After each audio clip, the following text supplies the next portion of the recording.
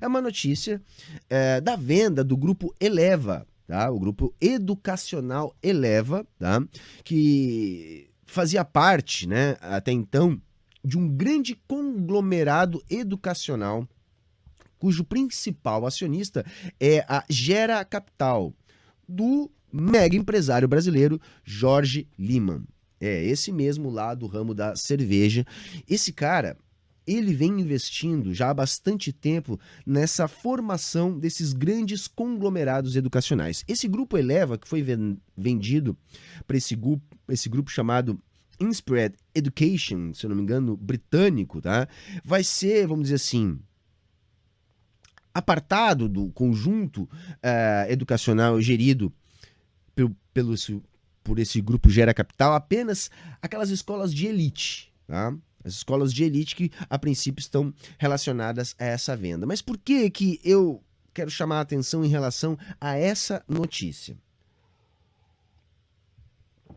Vem acontecendo no Brasil, gente, tá?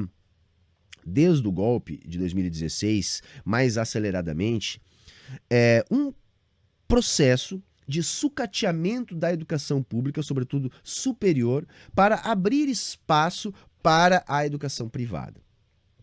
A educação de base já tem, vamos dizer assim, uma fatia do mercado reservada à educação privada, porque ela já é sucateada historicamente.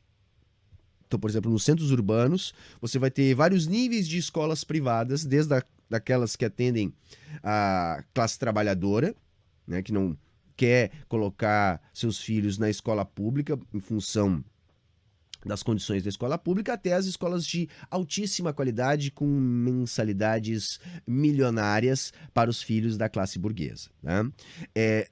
Já há essa estrutura em função de décadas de sucateamento, né, das escolas públicas. Eu digo isso nos centros urbanos porque nos centros urbanos isso fica mais visível. Salvo algumas ilhas que temos algumas exceções, essa é a realidade dos centros urbanos. Agora, no interior, né, nas cidades médias, nas cidades pequenas, é um pouco mais difícil a vida dos grupos privados, porque aí você não consegue sucatear tanto a educação básica e aí você vai ter concorrência da educação básica pública com essas escolas privadas. A questão é que no ensino superior a coisa era ainda mais difícil. O que a gente teve no Brasil? Durante o período do PT, a gente teve um boom do acesso à universidade. E isso se deu não com a ampliação da rede de universidades públicas. A gente teve sim um aumento nas vagas das universidades públicas, a gente teve um aumento no número de universidades públicas, mas esse aumento não foi o grande responsável pela generalização que nós tivemos do acesso, né? Que nós tivemos um salto muito grande do acesso à universidade, à faculdade, ao ensino superior. Isso se deu basicamente com a ampliação das redes privadas de educação. Entretanto, o que se tinha ali era uma estrutura onde o Estado tinha parceria com redes privadas, financiamento público, ajudando o desenvolvimento dessas estruturas privadas. E aí nós vimos pipocar em tudo que é lugar do Brasil essas faculdades, essas universidades novas, privadas, que foram as grandes responsáveis pelo aumento do acesso ao ensino superior. A questão é que a universidade pública brasileira foi considerada a universidade de excelência. A universidade de excelência, né? Então, a qualidade da universidade pública, em linhas gerais, é superior à qualidade dessas universidades que acabaram atendendo a essa nova demanda de acesso ao ensino superior. Isso foi uma coisa boa que aconteceu. Eu, por exemplo, sou um fruto desse boom, né? Eu pude estudar numa dessas faculdades que surgiram neste momento. Agora, é claro que a qualidade não é a mesma das universidades públicas. Gente, a qualidade da educação não tem muito mistério, não. A gente tem que entregar para quem sabe, tá? Para pessoas da educação, para professores, para gestores educacionais e financiar bem essa turma aí. Tem que ter bom salário. Esse não tem muito mistério, é isso que tem que acontecer. E por que, em linhas gerais, a universidade pública no Brasil é melhor? Até então, né? Eu já quero fazer o gancho com essa questão dessas fusões e desses novos grupos que estão entrando aí. Mas o ponto é, a nossa universidade pública tradicionalmente paga melhores salários, dá uma carreira com estabilidade, um bom plano de carreira, oportunidade de crescimento do profissional da educação no seu plano de carreira, e isso, né, essa estabilidade, essa segurança e esse salário relativamente melhor que o oferecido pela iniciativa privada, né, pelo menos em linhas gerais, sempre atraiu os melhores profissionais. O papo é esse. Então você tem os melhores profissionais, você tinha financiamento público para ter boas bibliotecas, mesmo com todos os problemas que a gente sabe de falta de estrutura das unis públicas pelo Brasil todo. Eu não estou dizendo aqui que não tem problema, tem muito problema. Mas se a gente comparar com as pequenas faculdades, eu não estou falando com as grandes faculdades privadas, mas com as pequenas faculdades privadas, a disputa pelos professores é muito desigual. Os melhores professores, historicamente, sempre preferem as unis públicas, tá? Por exemplo, eu estudei nessa época desse boom, tá? Dos anos 2000 aí, né? Ainda das políticas do PT.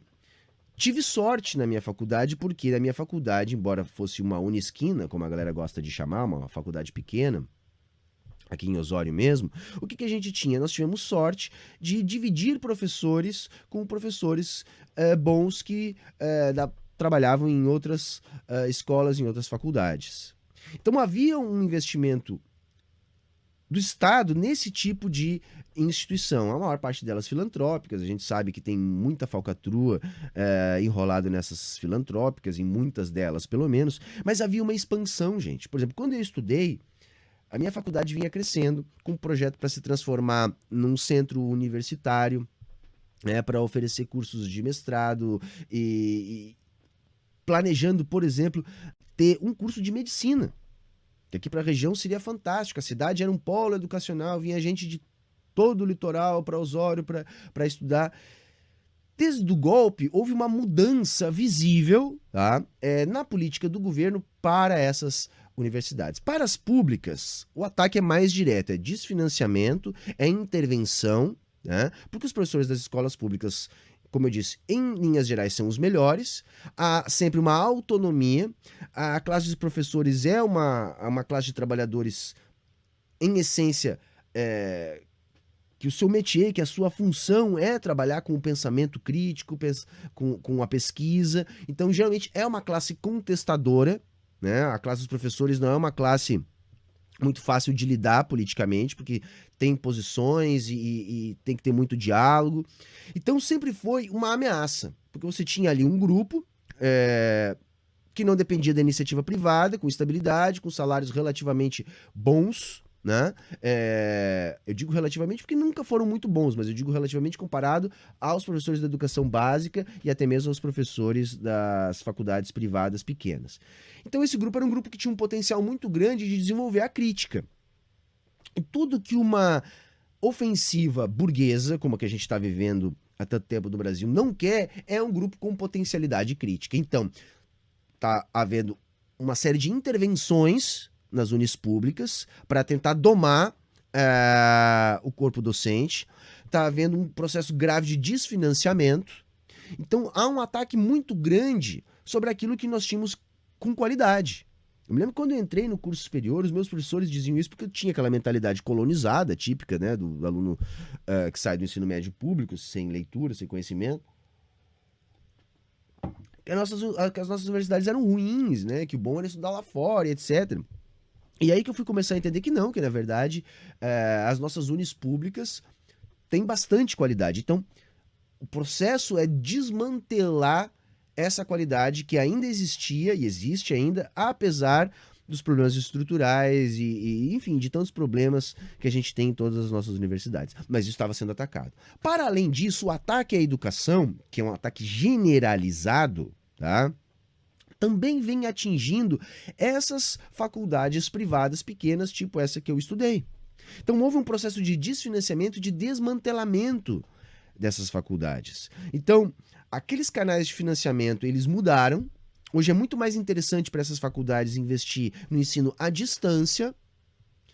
A qualidade do ensino à distância, ela é muito inferior, tá? E vejam, pedagogicamente é possível se construir modalidades de ensino à distância que ofereçam qualidade.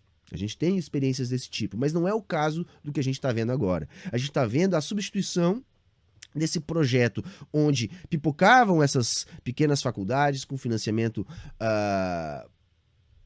público, inclusive, para o seu desenvolvimento, pela substituição de alguns centros, onde se desmantela esses núcleos presenciais e se passa isso para o EAD. Então vejam o que está acontecendo. Aqui em Osório, por exemplo.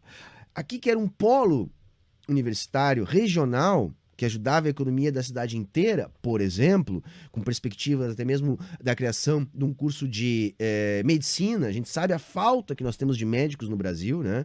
É criminosa a falta de médicos que nós temos no Brasil, que acaba criando uma super casta. Tudo isso se desmantelou de 2015 para cá.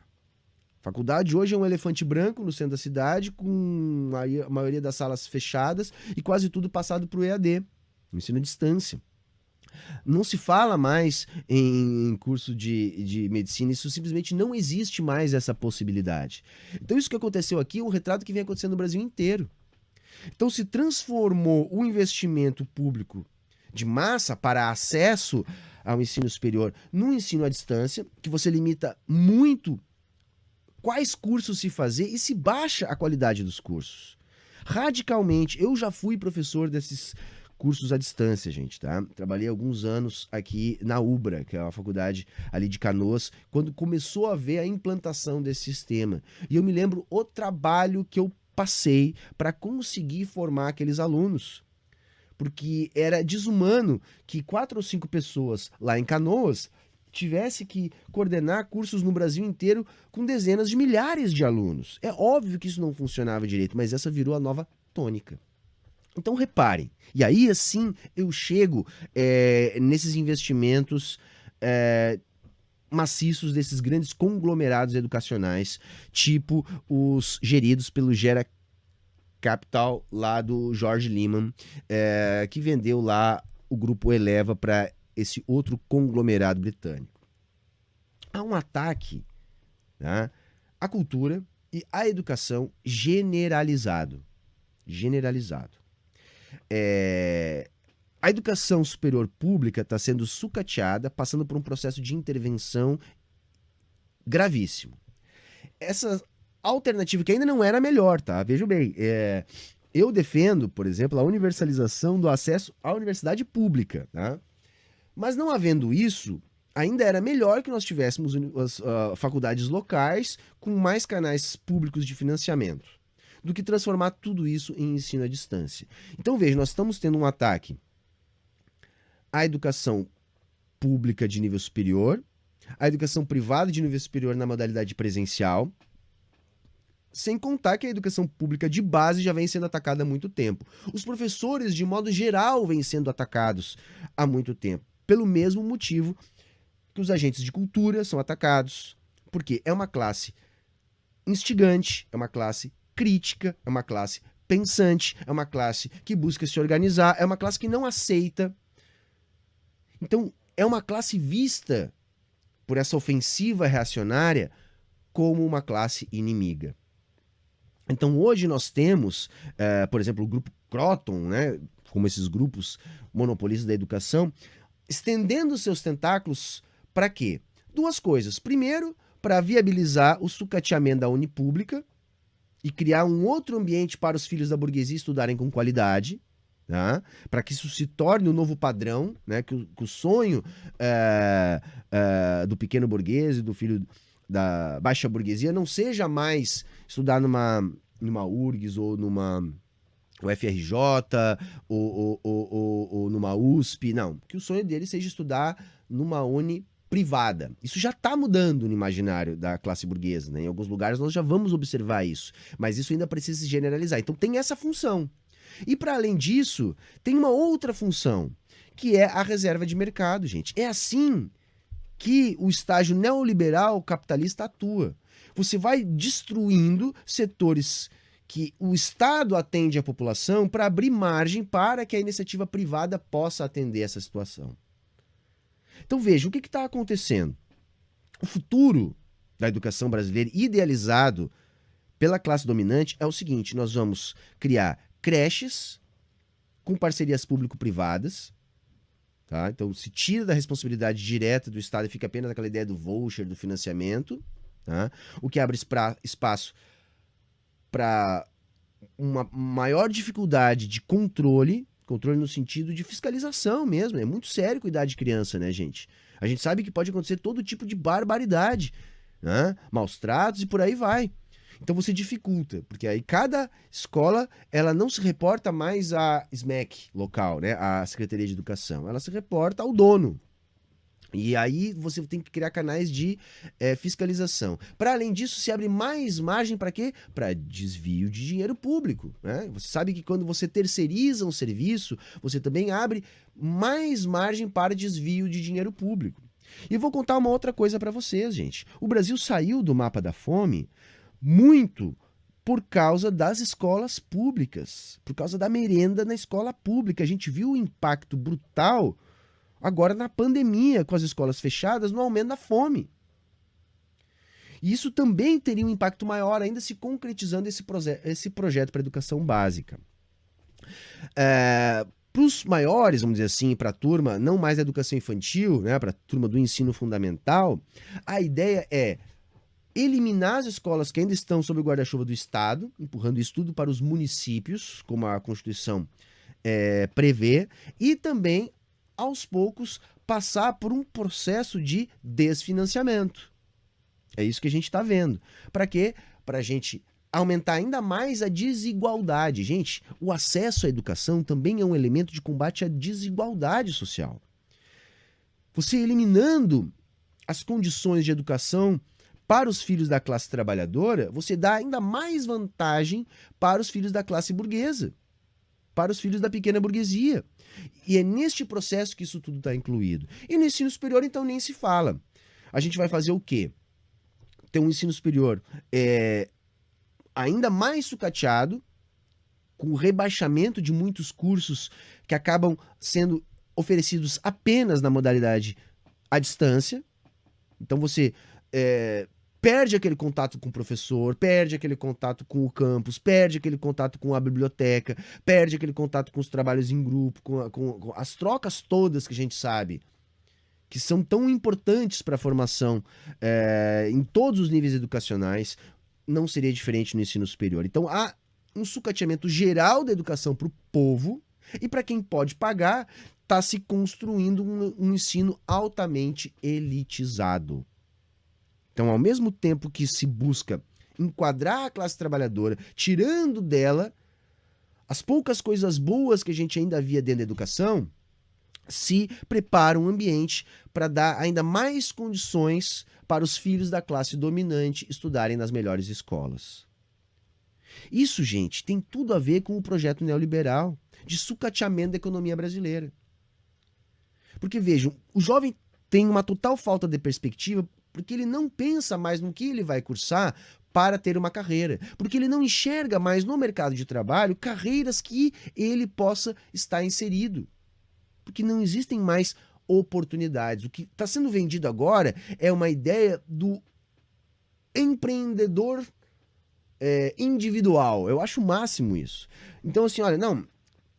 Está tentando se colocar na cabeça do jovem que ele tem que se preparar para ter uma ideia brilhante e colocá-la em prática e oferecer algo novo no mercado.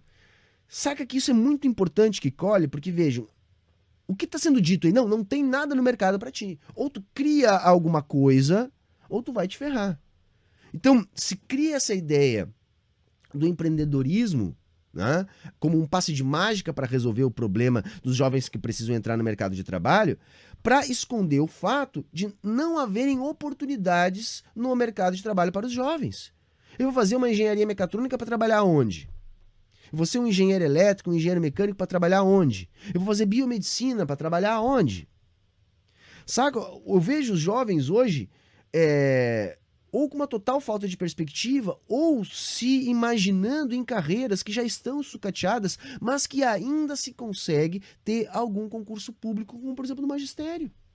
O magistério está cada vez mais sucateado, que os professores ganham salário mínimo.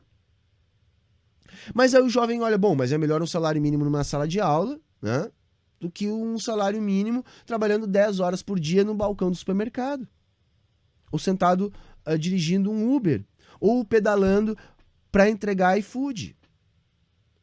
Então vejam, o que está acontecendo na educação, gente, né, não pode ser observado desconectadamente da ofensiva liberal burguesa que o Brasil está atravessando. Então é fundamental que a gente tenha essa compreensão também para poder se organizar para resistir a tudo isso.